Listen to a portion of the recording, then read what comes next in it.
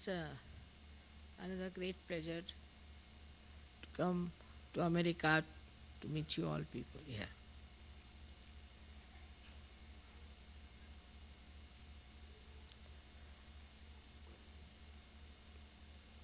This one, as I've told you, is a very important country in the field of spirituality. Not because it's a large country or because it is very prosperous, but because, as you know, it is the Vishuddhi in the plant of Virat. Vishuddhi is such an important chakra. It has a very great manifestation also. For example, it has another, you can say, a subsidiary chakra, which we call as Hamsa Chakra. And the star, which is influencing this center, or we say the star that resides on which the center is working, is Saturn. And as you know, with Saturn there is another small little Saturn moving. In the same way, with this Vishuddhi chakra, there's another one which is a very important chakra, which we call as Hamsa Chakra. We have had a puja of Hamsa Chakra in Germany once. And it has acted, I think, because Germans have realized that whatever they have done so far was absolutely inhuman. And I was so happy to see that when I went to Russia, the people who came to give them realization were mostly Germans. It really makes you feel so tender about the whole thing, that the Germans felt it is important. I mean, they were the ones who were attracted to come to Russia, to give realization to Russians. And you must know that the number of Russians killed are the maximum in the world, in this war, by Germans. So the discretion, the divine discretion that manifests through your Hamsa Chakra, first started in Germany. And now you see how East Germany is entering into German territory, West Germany, and how they are welcoming them, looking after them. And who did all these things was few Sahajogis who triggered it. So in those countries where there has been tremendous war, problem and the hazards, and they had to go through hell, even Germans had to suffer a lot because of Hitler's misguidance. They have known hardships, they have known sacrifices, they have known all kinds of ordeals they had to go through. But somehow this country has been blessed to such an extent that Americans never realized what is it that is hardship. And the blessings really have spoiled them. Hardships have been in all these countries which we call as Eastern Bloc.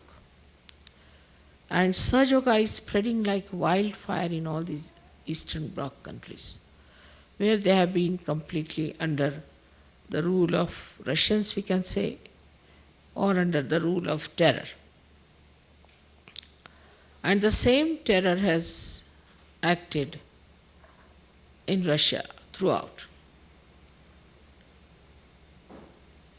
In that terror, in that fear, it is surprising how this wisdom has grown in all these people, much more than in countries where we have the greatest affluence, the greatest comfort of life.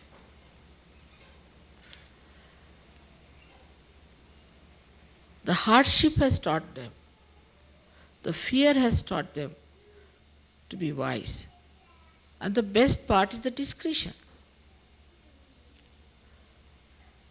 Now, this being Sri Krishna's country, because he's Kubera, he's the god of wealth. The country is wealthy, no doubt. But the other part of Sri Krishna is completely missing, is the divine discretion. How his divine discretion is shown, even in Mahabharata, is wonderful to see. How he managed the Pandavas to win the war through his divine discretion, because they were dharmic. They were standing in dharma. And how he supported the Pandavas because they were dharmic. But just the opposite is the situation of his America, that America always supports wrong people. And it has no principle of righteousness or principle of its own freedom. For example, to support something like Argentina or Peru, where there's complete dictatorship. I've been there, I know what it is like at the time when it was under the regime of these people. And that's what has happened to the people of this country. They have no divine discretion at all. And that's why I think all the false gurus have come and settled here, because they know these people have no divine discretion.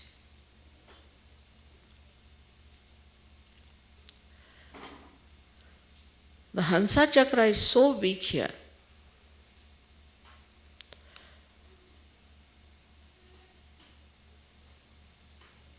that they cannot see what is dharma and what is adharma. Also, the basic principle on which this country became democratic was that this government is for the people, of the people, by the people. So it has to be people-oriented. But democracy at this stage, without realization, cannot work out. It's obvious. Few people who were cunning, who could make money, became money-oriented. They could advertise better, they could manipulate better than other people who were crooks also, making money like that, through drugs, through other things, by other means. They could come up. They were elected. And they are in charge. So it is not people-oriented, but it is only money-oriented democracy. And maybe if it goes on like this, you'll find we might get some horrible crooks as rulers in this country. Because the one who can make money, the one who has lots of money, by hook or crook, whosoever may be, can win over elections and can become our ruler here.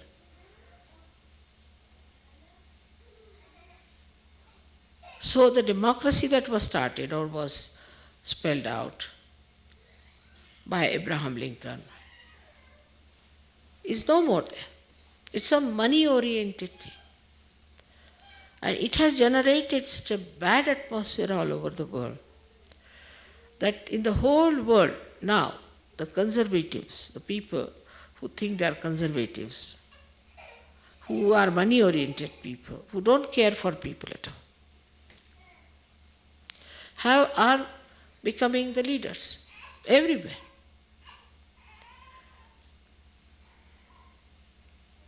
So to be people-oriented,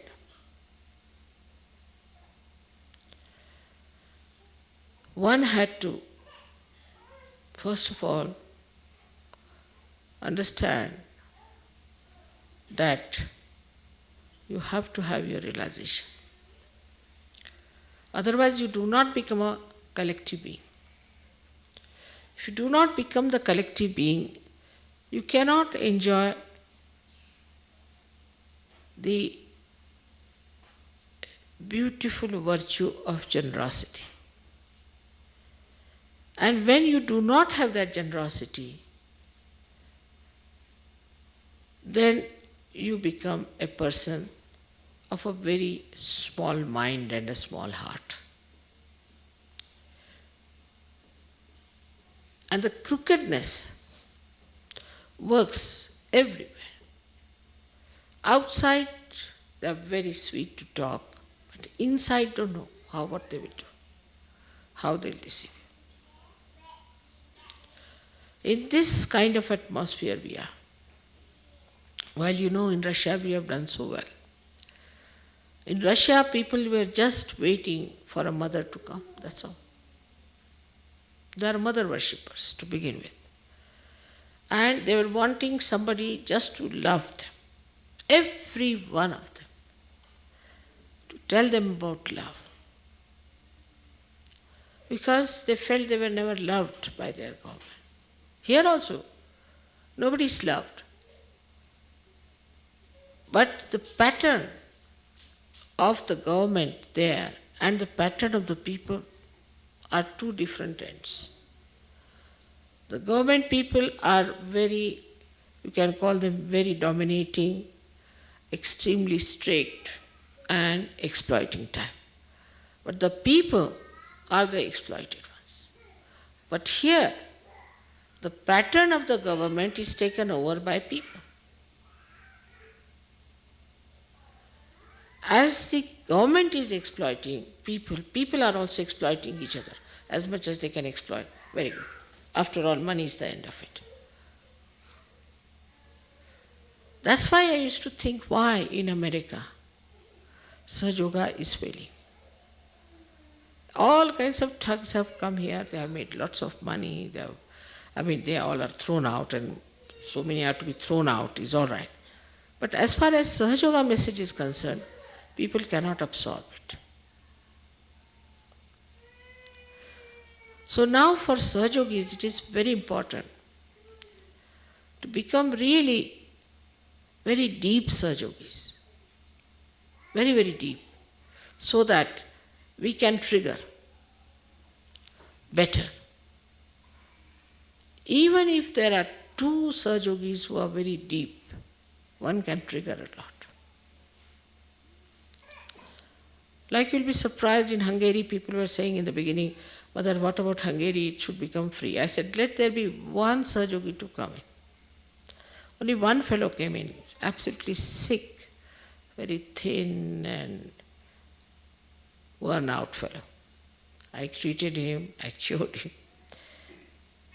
And with love, he got nourishment. And within 8 days after his realization, we went back, and after a week, Hungary got its freedom. Though we are few in here, we all have to be very conscious of it, that we are the foundation, and if we fail, we'll fail our country. We have to be very deep sensible Sahaja Yogis. So what problems do we face here? First is, I have told 100 times, that you have to open your heart. That's such an important thing for all Sahaja Yogis, to open their heart. Look into your hearts. What do you want? Not through rationality, but through vibrations. What do you want? You ask yourself, what do I want? Then say a few words. I want money, vibrations won't flow. I want this, that, vibrations won't flow. Then what do you want? I want to be a deep Sahaja Yogi, very deep, so I could save my country. If Americans will go to hell, you will be held responsible for that. Nobody else. You need very few people to trigger it, I tell you. But we still stick on to our past. The problems and problems of America are very different type all the time. First is aggressiveness.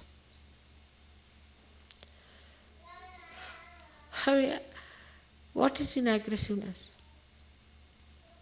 Loving someone,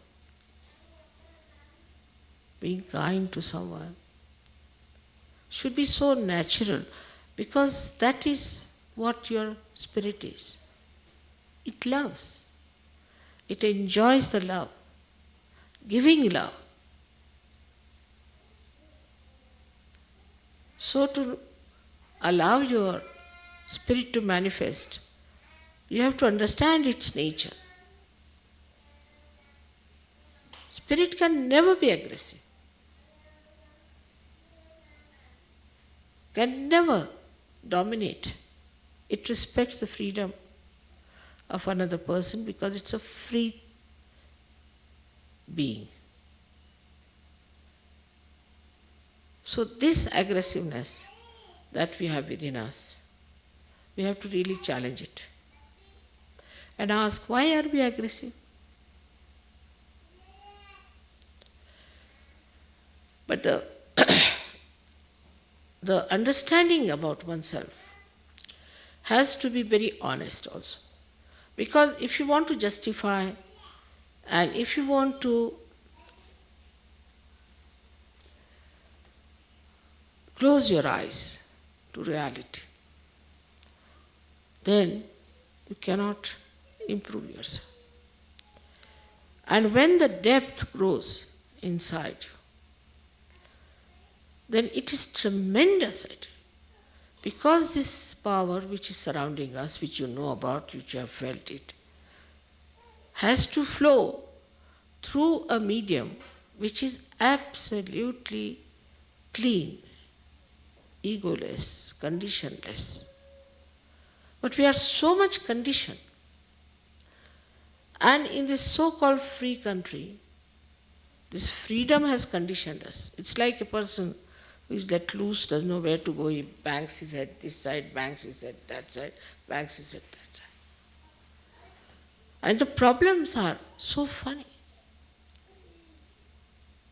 Problems which do not exist anywhere exist in this country.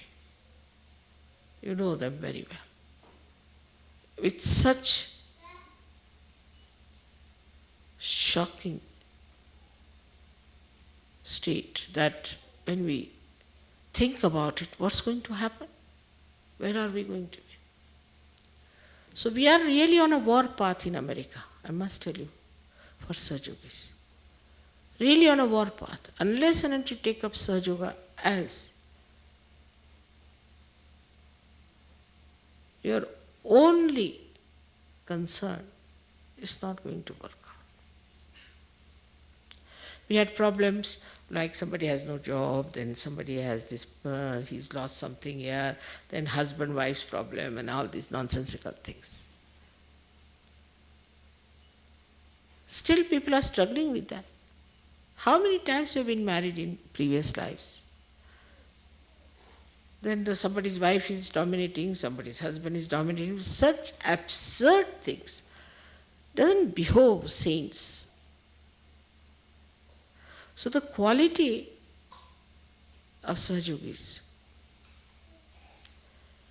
in America, unless and until is raised, one cannot trigger anything here. And the first thing that the Sahajogis must have is collectivity. In America. Because America stands for Vishuddhi Chakra, which is manifesting collectivity within us. And if people cannot be collective, then how can you have Sahajoga manifesting here? Impossible. Because that is the greatest quality you have. That's the basic power you have in this country, is the collectivity within you. So you have two basic powers. First is collectivity, and the second one that you have is the divine discretion. Basically given to you these powers. And just the opposite if we go.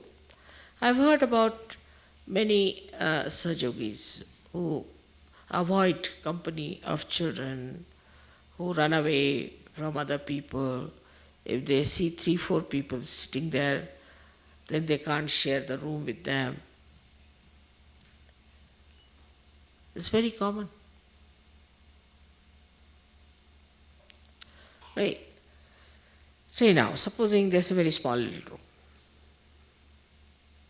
and so many have to sleep in a small little room.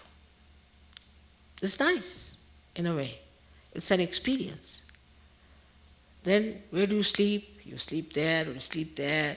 How do you manage? You can't go to the bathroom. And it's an event.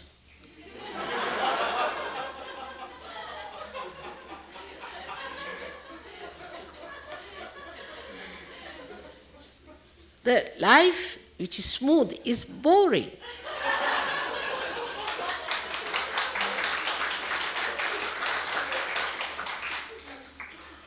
There should be some events in life, you see, like this. But Americans always avoid any such thing which requires an eventful time.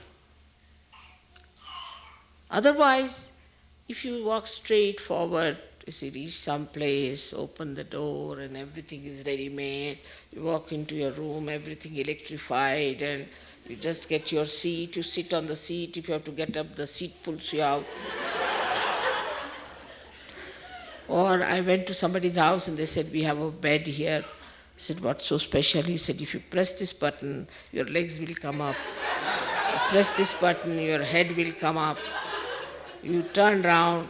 I said, I can do all that myself.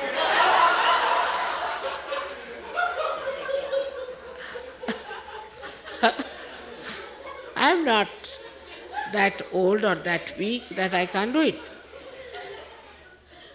But you see, the way people are always looking for comfort, and like to have smooth life. And this smoothness has made them so boring. I mean, their life is really boring. And a person who has a boring life cannot have a vision. Cannot. Everything is done up now. You go there, everything is first class, there's nothing to worry. You see, you go to a hotel, everything is paid for, nicely kept, it's a very good hotel. But only when in a hotel you are staying and suddenly people tell you, oh, there's going to be an earthquake. You run out with your pajamas and you find yourself in funny companies, and that's what you remember. You may go to various places and live in various comforts and things. You don't remember that. So people now want to do something funny, like they'll do trekking up, doing this and all those funny sort of thing. Because the life is not eventful, they are trying something that is dangerous, that is destroying. But supposing if you had accepted events in life as important, what does it matter? Let's see what happens. For example, if I say now, some people have to go from here to Phoenix and settle down there. Immediately, how will they go and where will be the house, where will they stay, who will pay for it, and every question is such a big question. Well, yes, we'll go, what's harm? We'll stay anywhere, under a tree, doesn't matter. What's that? After all, monkeys can live there, why can't we? They were our forefathers. But that sort of a comfort-loving temperament is very dangerous. And they feel they are very tired all the time. You see, in American films nowadays, what I see is anybody, even a heroine or a hero, comes and says, well, perhaps they think too much, they are working hard or they are doing this. All the time they think. This is Sajogini in London. She's an Indian girl, works very hard, does every stitching, everything she does. She's very happy. There's another one, who is an English one. He's always tired. So I told her, why is he tired? He looks so healthy. Why is he so tired? She said, Mother, he thinks he's working. I think it's Mother who is working because I leave everything at your lotus feet. I am not working. She's working. I'm living at her lotus feet, that's all. And then you don't feel that.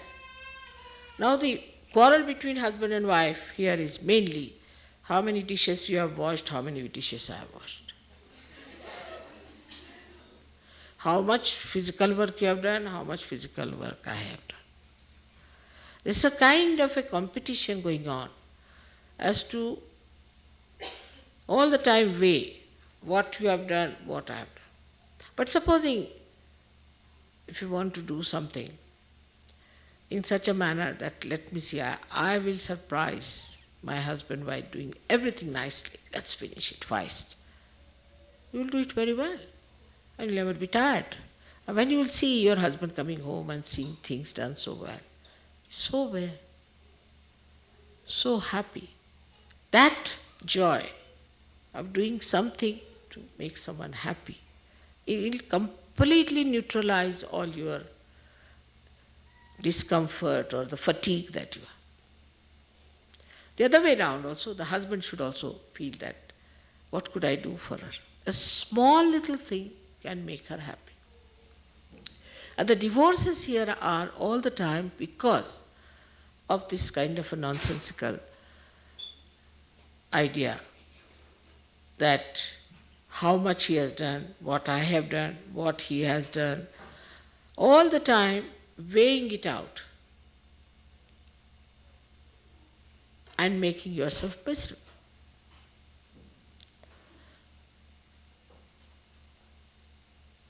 I travel a lot, as you know. I never feel I'm traveling because I am there with myself. Whether I sit here or travel, it's just the same. But if you think I'm traveling, then you feel, oh God, I'm traveling. But if you just think I'm sitting here in the chair, I'm sitting there in the chair, you don't feel tired. If you are doing some work, you feel tired when you start thinking, I'm doing this work, I have done that work. Especially in Sahaja Yoga. If you think, I'm doing any work, better not do it. But if you think, I'm doing nothing, and what joy. What joy it is. You will become so energetic because once you surrender, then the divine power starts flowing through you. That's why Muhammad Sahib has said Islam means to surrender. He said it about me also, that I'll send you. He called me the sent one. And everything is talked about having the vibrations and all that in his own style. But he said that the message should be of surrender. And that surrendering part has to be there, because Sri Krishna in Gita has very clearly said that forget every dharma, just surrender yourself to me. And that surrendering, if the Sahajogis develop in America, the rest I'll look after. But you leave it to me to do it. And then ideas and everything will start flowing, because this is Virata's place. That's why you have such great scientists here, such great scope for all kinds of intellectual work, and all that is here. While people are not wise. They are not wise at all. And I have known people who, I met a president of Jungian Society, he was 80 years of age, and he's supposed to be the president of the whole world. And he said, I must see you privately. I said, all right. He came to me, and his problem was so stupid that I just started looking at him. An 80-year-old man, this stupid fellow. He's not even like a 10-year-old boy. No maturity of any kind. So immature. And when I saw him, I just had the glimpse of the whole thing. That look at this man, 80-year-old, he's the chairman of Jungian societies. All over the world, people think him to be the chairman of this thing. The chair may be better than him. Such a stupid fellow in a way. Such a stupid fellow that you can't imagine. So they might be intelligent, they might be well read, they might be able to discover something out of matter, but they do not have wisdom. And the wisdom can only come through honest introspection. But it should not be also, I am catching on this chakra, I am catching on that chakra, not that. But why am I not seeing the point? What's the matter with me? Why can't I understand what is Sahaja Yoga? Even when you have become Sahajogis now for years together, still these old nonsensical things stick on to you. These ideas stick on to you. Why? Why do we not have that purity of divine discretion which sees everything so clearly? So I think we need collectivity, first of all, and secondly, meditative honesty. Just to meditate, sit down before the photograph, do the meditation, no. Meditation should act, should work. If it does not work, something wrong with it. Absolutely something wrong. If you feel everything is working all right, everything is miraculously showing its presence, the presence of the Param Chaitanya, then you are all right. But if it is not so, if there are problems, then you are not a Sahaja Yogi. Sahaja Yogi is the one who is completely connected with this Parama Chaitanya. And for that, age is no bar. I have seen girls who are only 16, 17, 18 years, so wise. Even small little children who were with widow, I talked to them. I was surprised at their wisdom. So very wise, so beautiful. They understood human nature so well. Small little children, they were at the most 10 years of age. And nice to talk to them. So that wisdom, if they can have at that age, Now we are also, all of us are about 10-year-old Sajogis minimum, nothing else. But still we are struggling. Ambitious and wrong priorities. There is no need to have any ambition. Ambition is an imaginary thing. But Sahaja Yoga is reality. Everything works out. Everything sorts itself. Everything plans out. But to feel that if this is so, as I said, in a small room there are 12 people, is something for the good. Why not?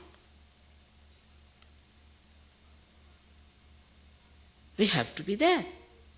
If I've lost the way, supposing, then I would say I have to go this way. This time we made a ticket which was little wrong according to everyone, because we had to go through Phoenix. But nice, because I felt the vibrations of Phoenix. I had to go that way. I had to see that. So, always to find something smooth, the way we want it to be smooth, is not the way of Sahaja Yoga. Well, whatever we get it, we see the hand of the divine behind it. What is our purpose of life? Our purpose of life is to save people. Save the Americans. Minimum of minimum, not the world, but at least start with Americans. That's our purpose of life. That's our identity. While doing that, there is Param Chaitanya which is going to look after you completely. But first you put yourself before everything else. I must have this, I must have that, I must have this. It won't work. Then I have this problem, I jumped into bankruptcy, I had that problem, I just couldn't manage. Because you have put other things before yourself. Self means the spirit. According to people, self means selfishness. But according to Sahaja Yoga, self means your spirit. So, today's lecture should not be that we hear from one ear and goes through the same one, but should we little bit ponder about it and listen to it again and again. I have great hopes from you. I have worked very hard in America, very much so. But it has never been that state where I could say now I can trigger something. Even if there are few Sahajogis who are very deep and good, they are pulled down by others, by jealousies, by this, by that. It's not the number that you are, but the quality that you are, first of all. But in Russia I found it so easy, so very easy. It was wonderful, unbelievable. I've been only there thrice, can you imagine? And now Sahaja Yoga is a religion throughout. Everyone knows me in Russia. But here people only know Rajneesh or that Muktanand or all horrible people. Now, you can also say that, Mother, it's a question of advertising. That here the people, the way they advertise and manipulate and all that. But it only works out in places where people are not seeking reality. Why can't they see that this is all publicity? They have no discretion. Supposing tomorrow they say this is the hairstyle, then all Americans are in the same hairstyle. You can't make them out who is who. Or they say this is the way the dress has to be. All Americans will be dressed up that way. I mean, it's a slavery to these entrepreneurs and to all this advertisement. Any kind of advertisement, if that enamors people so much, that means we are fools, we are stupid, we are idiots, that we cannot think for ourselves. Anybody can befool us. Anybody can put up anything in the market. Anything they talk about, we jump at it. As if we have no brains to understand, to take to it. It's like we have no roots. We are just like some weeds which are thrown from this end to that end. But in Sahaja Yoga, your roots must grow much, much faster than anybody else. Because this is the land of Sri Krishna. How many things he has done in his lifetime, we have to see. As a child, he killed so many demons, while all demons are invited. As a child, he raised the Kundalini for all the gopis and everyone. He played all kinds of beautiful tricks to amuse people as a child. And later on, he killed his own uncle. Which shows one thing, an uncle in Indian families is the nearest person. In the marriage, it is the uncle who gives the daughter, it is the uncle who performs most of the rituals and everything. The uncle is the nearest person. And he killed his own uncle. Shows that he finished off all these artificial relationships.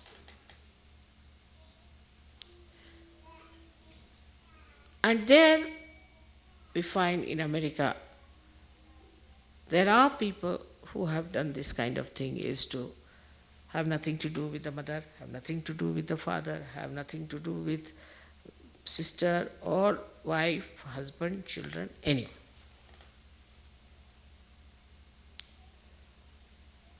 But for what? For what have they given up? They gave it up for selfishness, for money, not for something higher. Just the opposite of what Sri Krishna did is to kill his own uncle, because to deliver his parents from their prison, and also to kill a demon, who was a demon. So in our own understanding, if we understand one thing, that we are living on the soil, or on the soil of that country which is blessed by Sri Krishna, who is called as Yogeshwara. So the first part was that when he destroyed all these things, he was a Yogeshwara. He was the divine energy for yoga, for union with the divine power. He was the Ishvara, he is the deity. If he was the deity and he is the one who is the ruler of this area, then what should we be? In yoga, we should be masters, not mentally, but at that state of the higher state. If that could be achieved, then you people should become the highest of highest yogis. Because you have that power existing in this place. It is there. So many have told me that, Mother, now don't you worry about America. Just forget it. Why to waste time in America? It's not going to work out. It's useless. But I know such a lot of power exists in this country of the Yogeshwara. And if you can use that power of Yogeshwara, you can do so much good to the whole humanity at this juncture when the history is taking another form. Now those who rise in spirituality, everybody is now today talking of spirituality. Even Prince of Wales the other day was talking that we should take to spirituality, not to so much materialism that has caused us ecological problems and things like that. Everybody is talking of spirituality. And you are the ones who have it with you. You are the ones who have powers with you. You are the ones you can spread it.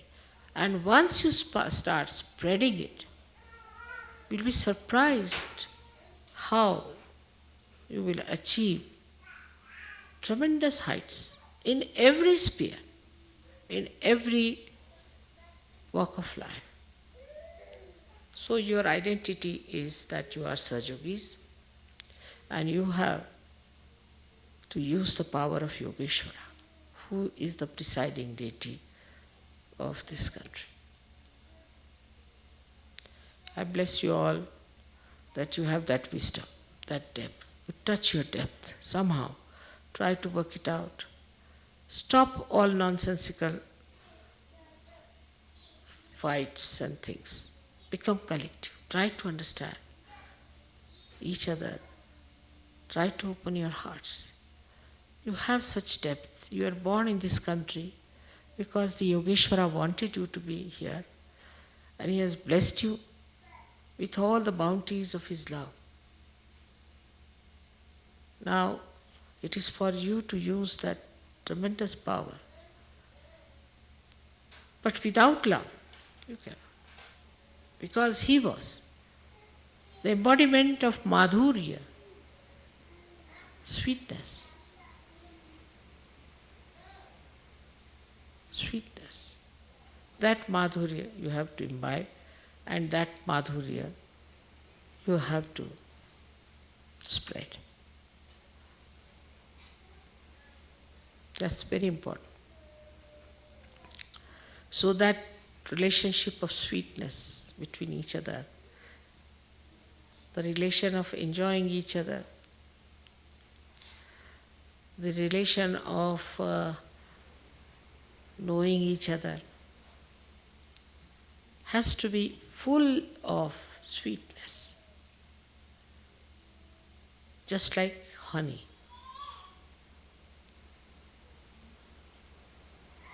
It is just there, but we have to be the bee to reach there. And I'm sure it will work out. It should work out for all of you. So those who run away from collectivity should be very careful. They are not Sahajogis. And if they continue like this, they'll be just thrown out. They will be nowhere in Sahajoga, I tell you. So you have to, first of all, understand that to be in Sahajoga is only possible if we are having that depth. Because a new jump is needed in Sahajoga which will work out, which is working out. And many will be thrown out. You have to jump, and for that jumping, you really need people who are honest and deep and serious. Don't get lost onto frivolous things and worldly things. Just seek your depth. It's all there. So beautiful. So may God bless you.